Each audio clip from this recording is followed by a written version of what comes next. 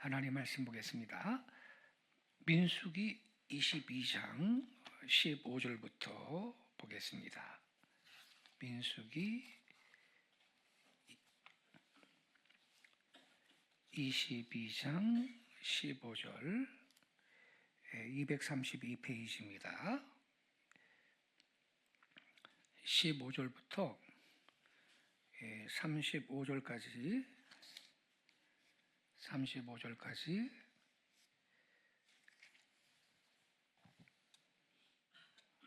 제가 읽겠습니다.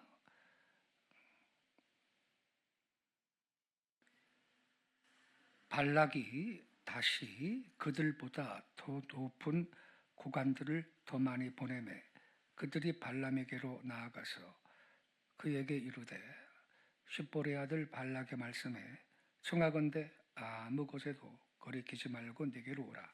내가 그대를 높여 크게 존귀하게 하고 그대는 내게 말하는 것은 무엇이든지 시행하리니 청하건대 와서 나를 위하여 이 백성을 저주하라 하시더이다. 발람이 발락의 신하들에게 대답하여 이르되 발락이 그 집에 가득한 은금을 내게 줄지라도 내가 능히 여호와 네 하나님의 말씀을 어겨 덜하거나 더하지 못하겠노라.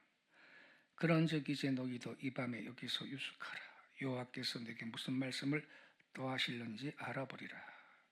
밤에 하나님이 발람에게 임하여 이르시되 그 사람들이 너를 부르러 왔거든 일어나 함께 가라. 그러나 내가 네게 이르는 말만 준행할지니라. 발람이 아침에 일어나서 자기의 나귀의 안장을 지우고 모압 고관들과 함께 가니 그가 감으로 말미암아 하나님의 진노하심으로 여호와의 사자가 그를 막으려고 길에 서니라. 발람은 자기 나귀를 탔고 그의 두 종은 그와 함께 있더니 나귀가 여호와의 사자가 칼을 빼어 손에 들고 길에 선 것을 보고 길에서 벗어나 밭으로 들어간지라. 발람이 나귀를 길로 돌이키려고 채찍질하니 여호와의 사자는 포도원 사이 좁은 길에 섰고 좌우에는 담이 있더라. 나귀가 여호와의 사자를 보고 몸을 담에 대고 발람의 발을 그 담에 짓누르매 발람이 다시 채찍질하니 여호와의 사자가 더 나아가서 좌우로 피할 데 없는 좁은 곳에 선지라. 나귀가 여호와의 사자를 보고 발람 밑에 엎드리니 발람이 노하여 자기 지팡이로 나귀를 때리는지라. 여호와께서 나귀 입을 여시니 발람에게 이르되 내가 당신에게 무엇을 하였기에 나를 이같이 3번을 때리느냐. 발람이 나귀에게 말하되 내가 나를 거역하기 때문이니 내 손에 칼이 있었다면 곧 너를 죽였으리라. 나귀가 발람에게 이르되 나는 당신이 오늘까지 당신의 일생 동안 탄 나귀가 아니냐. 내가 언제 당신에게 이같이 하는 버릇이 있었더냐. 그가 말하되 없었느니라. 그때 여호와께서 발람의 눈을 밝히심에 여호와의 사자가 천사입니다. 천사. 손에 칼을 빼들고 길에 선 것을 보고 그가 보고 머리를 숙이고 엎드리니 여호와의 사자가 그에게 이르되 너는 어찌하여 네 나귀를 이같이 3번 때렸느냐. 보라 내 앞에서 내 길이 사악함으로 내가 너를 막으려고 나왔더니 나귀가 나를 보고 이같이 3번 돌이켜 내 앞에서 피하였느니라. 나귀가 만일 돌이켜 나를 피하지 아니하였다면 내가 벌써 너를 죽이고 나귀는 살렸으리라. 34절 35절을 2절은 같이 읽겠습니다. 발람이 여호와의 사자에게 말하되 내가 범죄하였나이다. 당신이 나를 막으려고 길에 서신 줄을 내가 알지 못하였나이다. 당신이 이를 기뻐하지 아니하시면 나는 돌아가겠나이다. 여호와의 사자가 발람에게 이르되 그 사람들과 함께 가라. 내가 내게 이르는 말만 할지니라.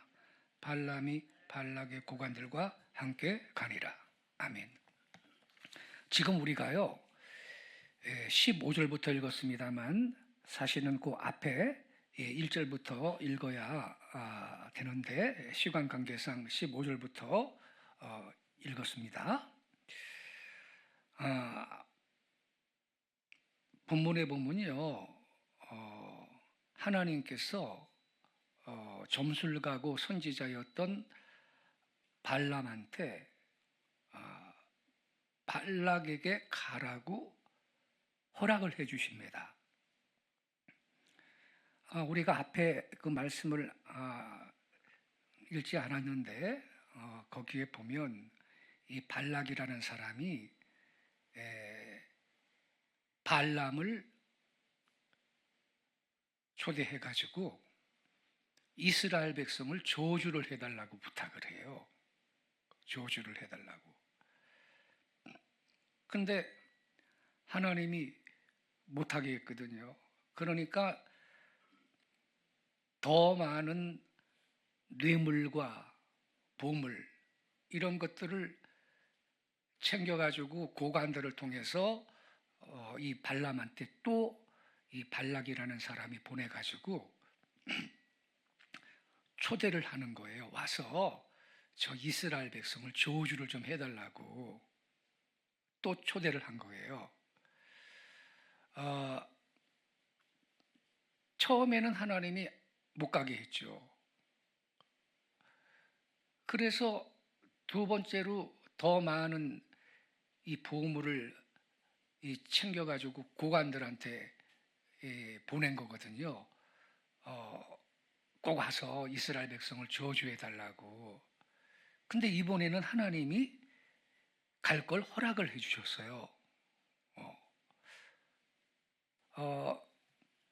분명히 이번에는 가도 된다고 허락을 하셨는데 여기 15절 16절을 제가 다시 읽을게요.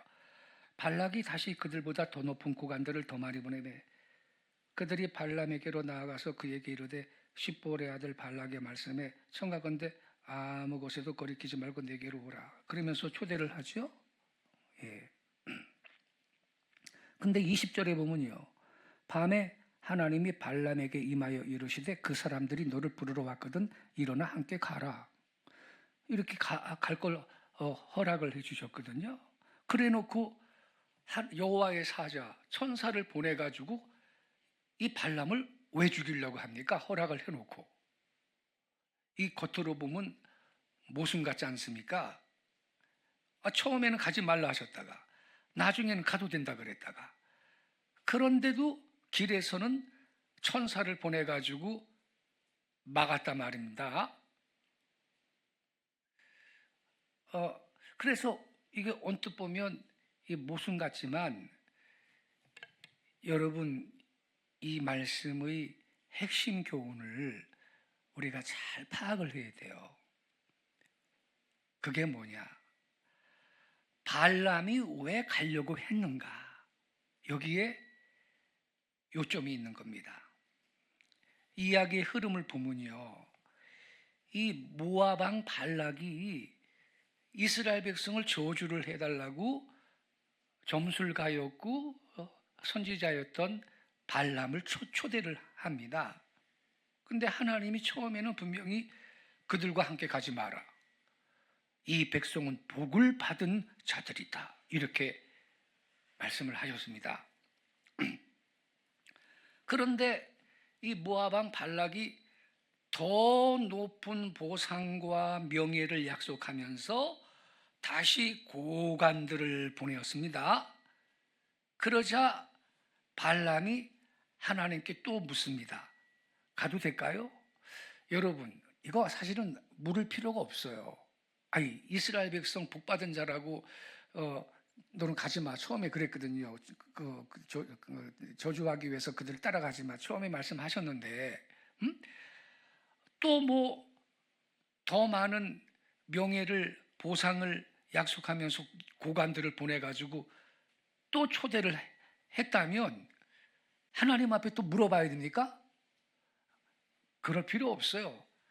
지난번에 하나님이 나한테 말씀하셨습니다. 안 된다 그랬어요. 다시는 오지 마세요. 이렇게 잘라야 되는데 하나님 앞에 가도 되냐고 물어본다 이 말이에요. 여기 보면 이게 무슨 뜻이겠어요? 발람의 마음이 이미 돈과 보상 쪽으로 기울어져 있었기 때문에 뭐 하나님 앞에 또 물어보고 그러는 거예요. 물을 필요도 없는 건데. 예. 그래서 여러분, 성경의 다른 부분에서도 이 발람은요, 탐욕의 상징으로 언급이 되고 있는데, 베드로후서 2장 15절 한번 띄워줘 보세요. 베드로후서 2장 15절에 뭐라고 써 있나 한번 보겠습니다. 같이 읽겠습니다. 예, 그들이 바른 길을 떠나 미혹되어 부올의 아들 발람의 길을 따르는도다. 그는 불의의 삭슬 사랑하다가 자기의 불법으로 말미암아 책망을 받되 말하지 못하는 나귀가 사람의 소리로 말하여 이 선지자의 미친 행동을 저지하였느니라.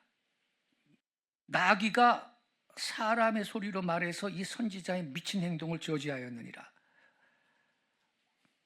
그게 뭐지요? 고관들을 보내가지고 더 많은 돈, 명예를 약속하니까 그들과 함께 가는 이 행동, 이게 미친 짓이라는, 미친 행동이라는 거죠. 왜냐하면 불의의 삭슬 사랑하다가 이렇게 써 있는데, 여기 이제 나왔어요. 여러분 성경 구절 잘 보세요. 불의의 삭슬 사랑하다가 그랬는데,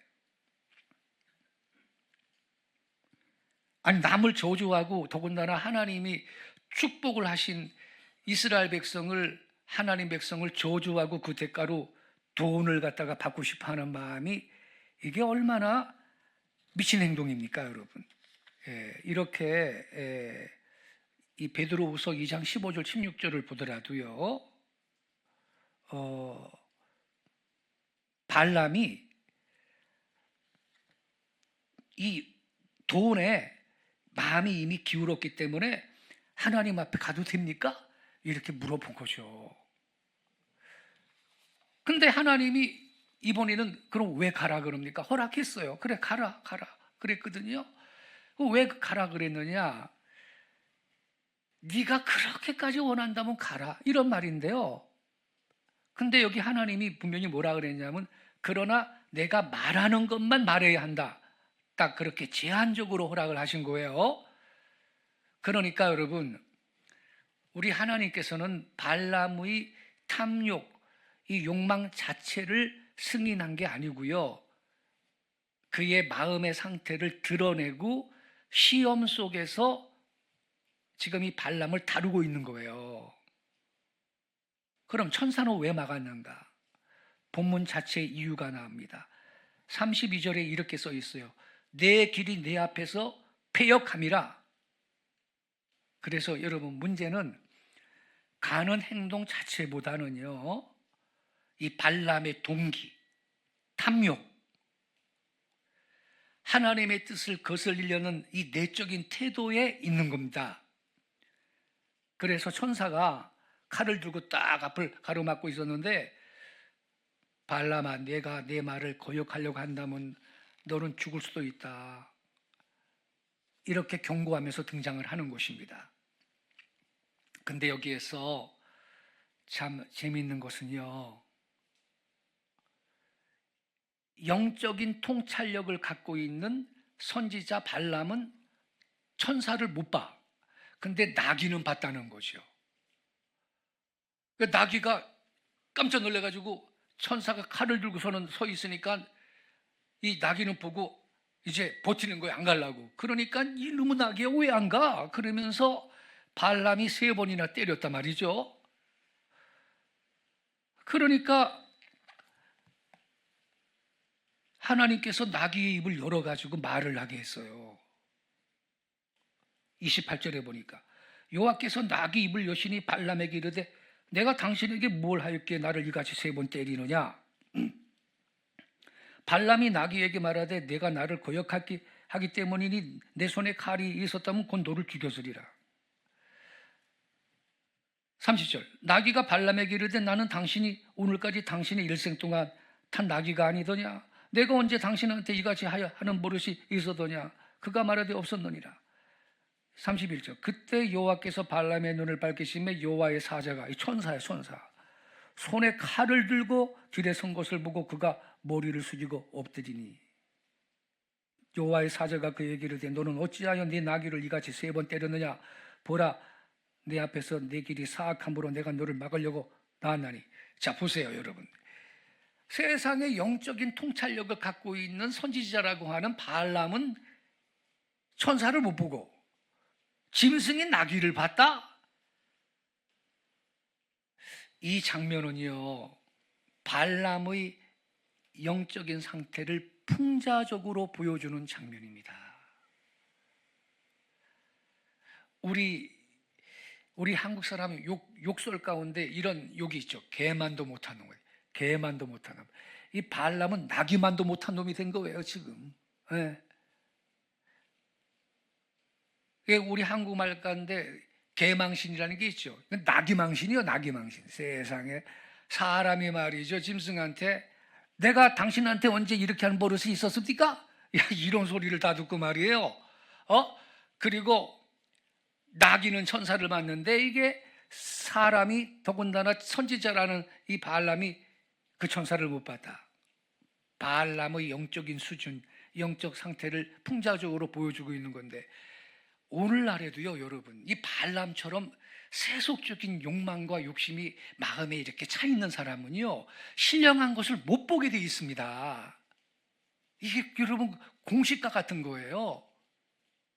마음에 세상 생각, 탐심, 이 욕심, 악한 생각, 이게 있는 사람이 어떻게 영적인 걸 보겠습니까? 그러나 학벌이 좀 없어도, 좋은 대학교를 못 나와도 말씀과 함께 살고 기도하고 살고 주님과 동행하는 사람은요 영안이 열리게 되는 걸 믿습니다. 영안이 열려서 신령한 걸 봅니다. 신령한 음성을 듣습니다 여러분. 그래서 여러분, 우리는 이 말씀을 통해서 아, 그렇구나, 나의 영성이 어떤가, 어떤 수준인가 말씀에 한번 거울에 비춰보고, 여러분 신령한 꿈을 꿉니까? 개꿈 말고 정말 하나님의 성령이 주시는 신령한 꿈.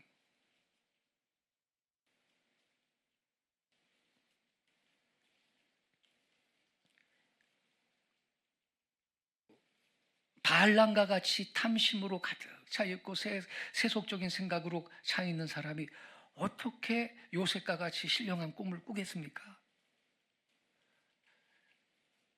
어떻게 환상을 보겠습니까?